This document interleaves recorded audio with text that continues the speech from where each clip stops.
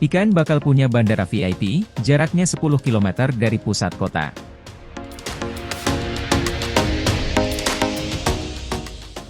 Menteri Perhubungan, Menhub, Budi Karya Sumadi mengungkapkan terkait rencana pembangunan bandara VIP di Ibu Kota Nusantara, IKN. Hal itu disampaikannya dalam keterangan pers dikutip dari kanal YouTube Sekretariat Presiden pada Jumat, 24 Maret 2023, lalu. Saya sudah melapor Pak Presiden tentang bandara VIP di IKN itu akan kita bangun, ujar Budi. Selain itu, Kemenhub juga telah melakukan pembahasan dengan Kementerian PUPR terkait kontraktor pembangunan bandara tersebut. Kita akan mencari kontraktor yang terbaik dan insya Allah pada Mei atau Juni 2023, sudah bisa efektif, yang lokasinya kira-kira 10 km lah dari pusat kota, IKN, bebernya. Budi menyebut, pembangunan bandara VIP di IKN memungkinkan dilakukan terlebih dahulu oleh pemerintah agar kemudian bisa menarik investor luar negeri. Bandara juga sebenarnya bisa saja kita awal melakukan investasi, setelah itu investor masuk di dalamnya, berapa persen seperti Bandara Kuala Namu, pungkas Budi.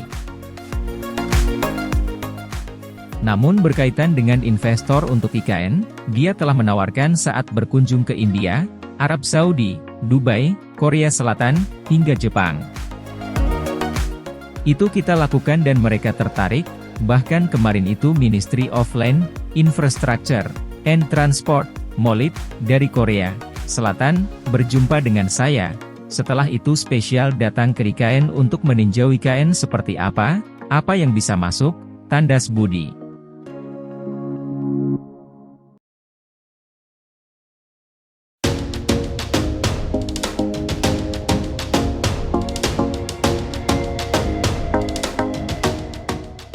Mengintip APBN yang dikucurkan Jokowi untuk bangun IKN.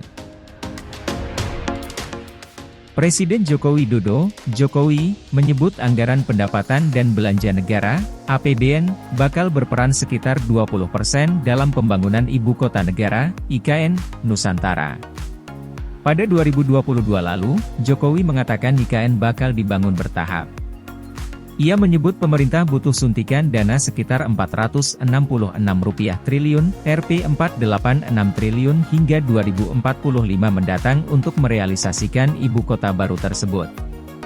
Pada saat itu ia mengatakan APBN cuma bakal menanggung 19% beban biaya pembangunan IKN, yakni sekitar Rp88,54 triliun, Rp92, 34 triliun. Namun, ada isu jumlah tersebut bengkak hingga lebih dari 200 triliun rupiah. Isu ini muncul akibat unggahan di situs Go.id tertanggal 17 Januari 2022 yang menyebut porsi APBN melonjak hingga 53,3%. Artinya, APBN perlu menggelontorkan sekitar 259 triliun rupiah untuk pembangunan IKN. Namun, keterangan tersebut langsung dihapus sehari setelahnya. Para menteri Jokowi pun kompak membantah porsi APBN yang bengkak. Mengenai anggaran, apalagi tadi porsi APBN dan lain-lain nanti kami akan hitungnya. Jadi sebetulnya tidak ada yang disebut hari ini Prekonception 54% adalah APBN, bantah Menteri Keuangan, Menkeu, Sri Mulyani.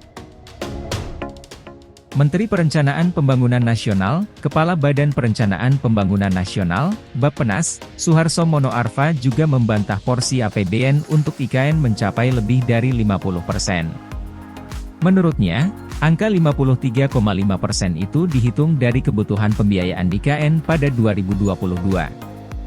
Beberapa bulan kemudian, Jokowi berjanji di sidang MPR bahwa porsi APBN yang digunakan untuk membangun IKN hanya 20%. Sisanya bakal ditanggung oleh pendanaan swasta. Kawasan inti pusat pemerintah, KIP, di IKN, memang dibangun oleh APBN, tetapi selebihnya 80% investasi swasta diundang untuk berpartisipasi, katanya dalam sidang tahunan MPR RI, 16 Agustus 2022. Khusus untuk tahun lalu, pemerintah menyiapkan dana Rp510,79 miliar di APBN 2022 untuk IKN. Hal ini tertuang dalam Peraturan Presiden, Perpres, Nomor 85 Tahun 2021 tentang Rencana Kerja Pemerintah Tahun 2022.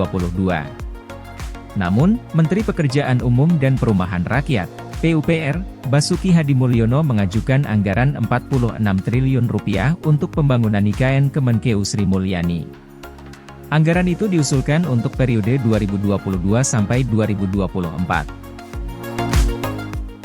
Sementara itu, tahun ini pemerintah menggelontorkan Rp23 triliun dari APBN untuk pembangunan IKN.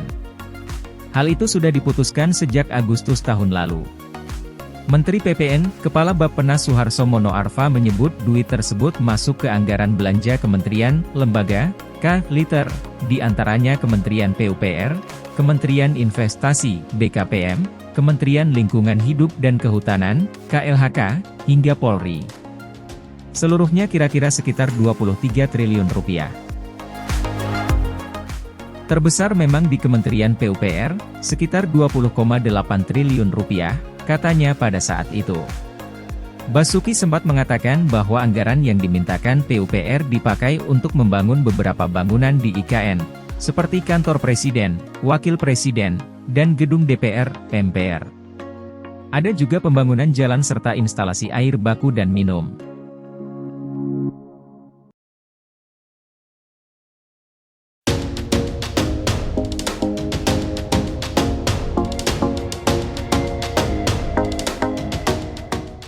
Deretan sektor yang paling dilirik calon investor IKN.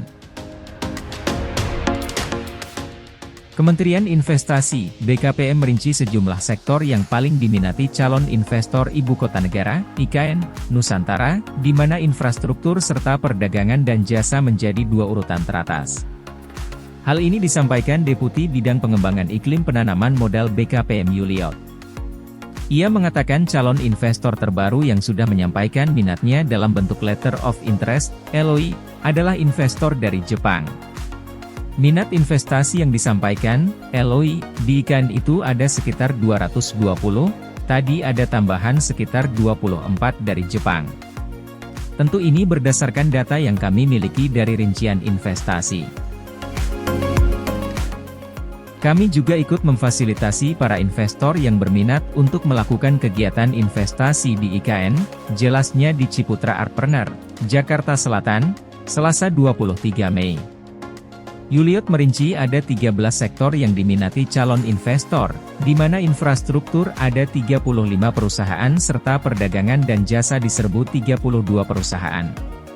Di urutan ketiga ada penyediaan energi baru terbarukan, EBT, serta telekomunikasi dan informasi yang sama-sama menarik 23 perusahaan. Ada juga sektor perumahan yang mengundang 17 calon investor, pendidikan 16 perusahaan, jasa konsultan 16 calon investor, dan pusat perbelanjaan 12 pelaku usaha. Lalu, pengelolaan limbah 11 pelaku usaha, sarana kesehatan diminati 7 investor, serta gedung perkantoran, konektivitas dan transportasi, dan kawasan industri yang masing-masing diminati 4 investor. Sementara itu, Kepala Otorita Ibu Kota Nusantara, OIKN, Bambang Susantono mengatakan dari 220 LOI ada sekitar 36 calon investor yang sudah masuk tahap Non-Disclosure Agreement, NDA. Ia pun menyebut banyak investor datang langsung ke IKN Nusantara untuk mengecek keseriusan pembangunan tersebut. Bambang berharap semua lapisan masyarakat mendukung pembangunan IKN Nusantara. Ia menegaskan jangan hanya memikirkan progres jangka pendek ibu kota baru tersebut. Harapan kita semua tentu sesegera mungkin kita melihat pembangunan di IKN Nusantara bergulir. Jangan dikecilkan hingga 2024 saja, karena kita membangun hingga 2045, membangun kota futuristik masa depan, tegas Bambang.